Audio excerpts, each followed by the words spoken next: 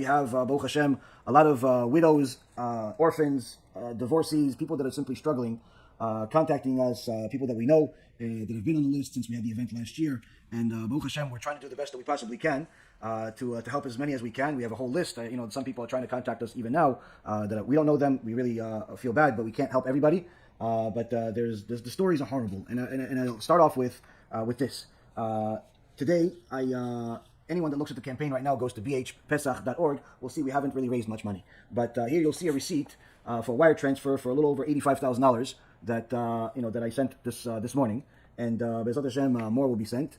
In so many words, we're following what the Torah says, Mi Gdimani v'Hashalem, who did me a favor first, and I will pay him, as we do every year.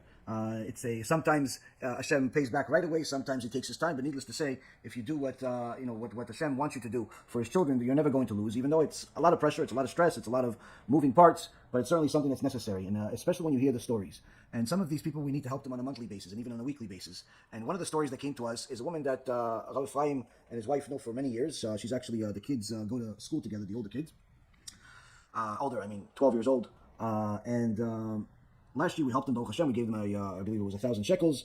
And this year she called and asked if we're going to be able to help. And we said we have this program for the SHAS, but she's, her husband left her because she did tshuva with the kids. And he doesn't want to do tshuva. He wants to, remain an animal, in so many words. And he ended up leaving her, and he left her with nothing. And this was already the last couple of years. But we never really knew how bad the situation was until this last week, when she told us that even to forget about the holiday, having money for the, to buy matzah, to buy wine, to buy, chicken, meat, anything for the holiday. Forget just about that. We're talking about to feed the kids in the morning, breakfast. She doesn't have. So when you hear stories like this, it's not stories, fairy tales that people, sometimes they text message me, listen, Rabbi, can you help me out? I'm struggling, and then, you hear some details. Yeah, listen, I paid my rent. I have food and everything. It's just that I really need to get this new suit. So I was wondering if you could send me a couple $100. That's unfortunately struggling in the American deformed mind. When I say struggling to you guys, I'm talking about food. I'm talking about the very basic needs of life. And when a person tells me that she's a divorced mother that has, I believe 3 or 4 kids, and she doesn't have food to feed the kids in the morning, a couple $100 is not going to help. We have to obviously try to do whatever we can on a monthly basis. And this is some of the things that we've done over the years with different families. Some people have, somebody very sick in the family, so they need some money for that. Some people have just different types of troubles, financial troubles, medical problems, all types of things. And what ends up happening is that during this time of the year, the stories somehow all pile up all at the same time, all the new stories. We know all these old stories, but there's always new stories that join. And aside from asking you guys to try to be generous and as generous as you possibly can to help us with this campaign, because as you see, again, we're already out $100,000 between the two campaigns. We're a couple $100,000 in, and we haven't even raised a quarter of it. So aside from being generous in the campaign, and if we raise more than that, if you guys decide to be the messengers of Hashem to help us, then certainly we're going to be able to help even more. Whatever you guys send to us, we're going to use for people. We're not paying my rent with it. I'm not buying any Ferraris with it. All the money that we get, to my knowledge, we're the only organization that actually gives all of the money and more to the actual people. That we actually raise every year. We always end up giving a lot more money than what we end up raising, and Baruch Hashem provides for us in different ways throughout the year. But this time we're in a situation where I'm asking if any of you guys are also interested in taking on a family, and we have I would say a good number of families that need help on a monthly basis, and we don't want to obviously embarrass anybody and make things complicated, so we send the money to them anyway. But anybody wants to take on a family, you could go. It's anywhere from $500 a month to a couple of $1,000 a month, depending on the need. It's not necessarily always dependent on the size of the family, because sometimes the older kids are able to work or whatever. But sometimes just simply there's some families need more than others, medical issues and things like that. So if any of you have the means and are interested in actually going into this, aside from the Pesach, you're interested in doing something on a monthly basis, just specifically for this cause. We don't have it on the website. I don't have time to make all these campaigns. If you guys are interested in it, you could simply sign up on the website to a monthly contribution. You could send me a quick text message to let me know this is what it's for, and certainly we'd be happy to use that help. Because again, these stories are real. These are not fairy tales. These are not, the commercial that I used to see as a kid, where there was a little African boy that is in the commercial, and the fly always lands on his head. And 30 years, he's still a little boy. It's still the same exact boy. The boy's probably already 70 years old already, but they still use the same commercial to this day. These are not fake stories. These are real stories. These are stories that we know firsthand. We know these people. And one of the things that makes it even more personal is the fact that these are Torah scholars. These are serious people that dedicate their life to Hashem. And when the heretic Tonasophus came to Rabbi Akiva, and in the Gemara, and asked him, if God loves the Torah scholars so much, He loves the righteous so much, why does He make them poor? Many times, not all scholars are rich, like Rabbi Akiva was, and Rabbi Yehuda Nasi was very rich, and Rabban Gamliel was very rich. So there were many that were rich, but there were many that were very poor. So this heretic was, hey, look, this Rabbi Chayanai is very poor. Why is he poor? Why is that one poor? Why, if they're so righteous? So Rabbi Akiva says, HaShem specifically chooses those people to be poor, these scholars to be poor, in order to save the rest of us from Gehenom. Why? Because HaShem is giving us an opportunity to help a Torah scholar, help somebody get, bring more light to the world in order to rectify our own issues, our own lackings, lack of study, lack of commitment to the Torah, lack of commitment to mitzvot, lack of commitment to Hashem altogether. So when we fund this, we certainly bring more light to the world. So Rabbi Akiva says this is to help us get out of Gehenom. And this is a Gemara. This is not something that we're making up. Everything is verifiable. Everything is sourced. Everything is clear. And one of the things that you see in the world today is that everything is more upside down than ever before, where the Israeli government is doing everything possible to declare an open war against the Torah, where they literally want the religious people to know that they're hated, so much so that they're willing to do anything in their power to not help anyone that is even a Shomer Shabbat, a basic religious person. They're willing to, if there's government funding for anything, to whether it's to help children or to help the parents or to help health issues or anything like that, there's always funding for that. If you are a secular person, there's funding for that. They give you money. If you're going to some type of drama school, you're going to be an actor, you're going to be a singer, you're going to be some type of theater. There's tons of money for that, billions of dollars. If there is some type of a terrorist, that hasn't really committed terrorism yet, but he's certainly a criminal, and no problem, there's help for that. If he's Arab, there's a ton of money for him. But if you are a religious Torah scholar, okay, what we can do is 50 shekels a month. 50 shekels a month per child. So what do you have? You have the 10 kids? All right, we'll send you 500 shekels. What's 500 shekels? 500 shekels is about $140, $150. Now, just so you know, anyone that went to Israel, $140 is not going to get you too far.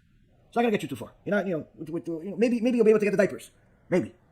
For the month. You're not going to get far. You're not going to pay rent with 500 shekels. You're not going to pay anything of significance. But that's what the government does. Now, of course, at the same time, the government and the lefty liberals will make people think that the religious people are the ones that are sucking the government dry of all their money. Reality is the opposite. The religious people pay more in taxes and contribute more to the Israeli economy than anyone else. Needless to say, they actually get less than anybody else. The terrorists that actually throw missiles at us and bomb the buses get more money than the scholars. But again, this is an upside down world. It's an upside down world, and this upside down world helps us explain a Gemara that's in Masechet Baba Batra, in page 9, that says, in the name of Rabbi Elazar, that someone that gives tzedakah in hiding, where he doesn't know who he's giving it to, and the receiver doesn't know where he's receiving the money from, is greater than Moshe Rabbeinu. I mean, this is not just a great act, saying it's greater than Moshe Rabbeinu. So, of course, first and foremost, we have to understand that the act of giving tzedakah b'setel shows that you're not looking for any type of honor, shows that you're not looking for any type of credit, you're simply looking to do the will of Hashem and to help people. And when we're doing these types of campaigns, when we're giving it to all these people, this is exactly what you're doing. This is the highest level of tzedakah, simply because you don't know the person that you're giving it to, and they don't know you. You have us as the middleman. So this is literally the highest level of tzedakah. And the Gemara says this is something that raises a person to higher than Moshe Rabbeinu. Now, of course, some people say, oh, wait, so I could just be higher than Moshe Rabbeinu with $500 a month? Okay, you know what? I'll give 1,000. I'll be higher than God, like the heretics think. No. So Rabbi David Medinov, the son of Rabbi Elimelech, wrote a sefer over the last couple of years on the Torah.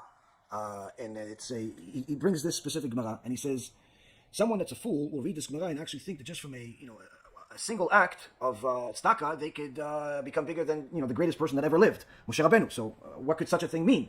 At the same token, we know that the sages didn't say things for no reason. So what does it mean?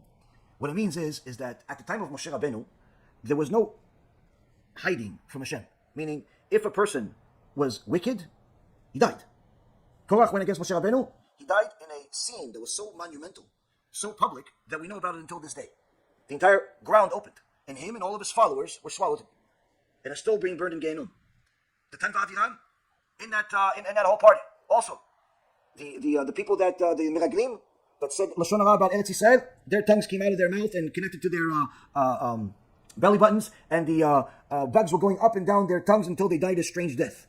The blasphemer got worst possible death penalty. The Mechalel Shabbat Shlof Chad got a death penalty. At the same token, when Am Yisrael did good, when Am Yisrael followed Hashem, Hashem showed him things that are beyond our comprehension. Even a simple woman was able to became a prophet, was able to see the sound, and see the voice of God. see things that we cannot even imagine, even if we have a creative mind. They had manna come from Shamayim. So they had all of the blessings in the world. No one needed to work. No one needed to bathe. No one needed to go to the bathroom even. Literally everything that they needed to do is just simply live and just learn Torah. They were traveling on clouds. Even their feet would not get tired because of how HaShem structured the world for them. For 40 years we were like this. And some Chachamim say that, it was literally like part of their free choice was taken from them in such a case because it was so obvious that God is running the world that it wasn't such a big deal to help your fellow Jew.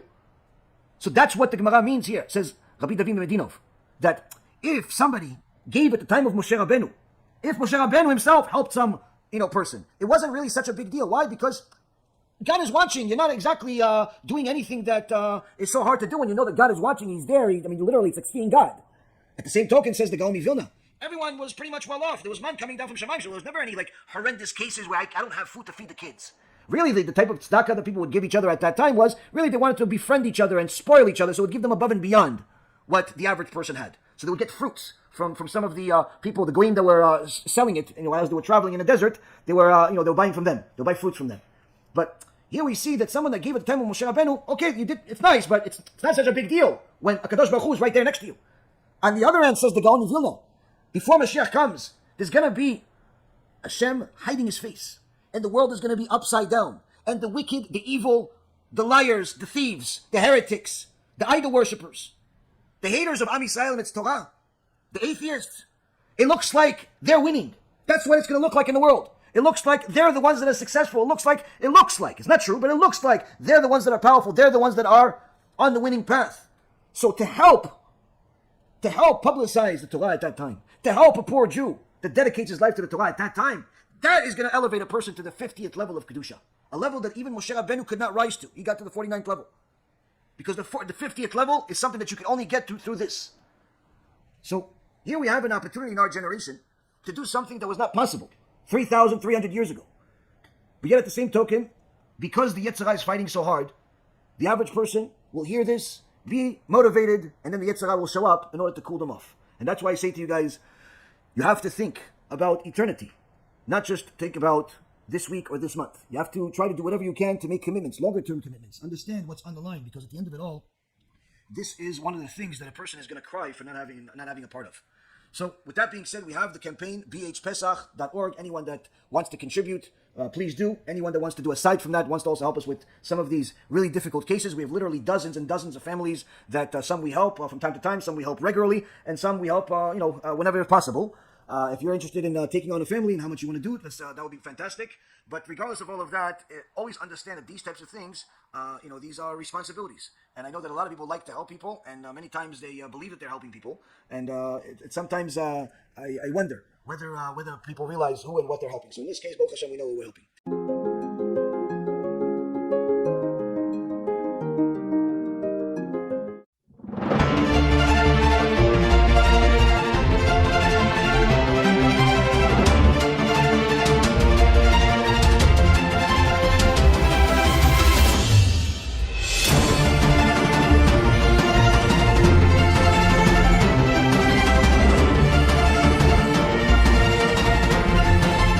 אני רוצה לברך את כל התורמים של ארגון BeEzrat HaShem שבאו והתגייסו לעזרה כאן בארץ ישראל, לתמוך במשפחות הנזקקות, ביתומים, באלמנות, המשפחות הברוכות ילדים, משפחות של בני תורה, במיוחד את יושב ראש הארגון הרב ירון ראובן, שנטל על עצמו ועל שכמו את העול הגדול והקשה הזה, לדאוג שלכל אחד ואחת מעם ישראל יהיה חג שמח וחג שבע.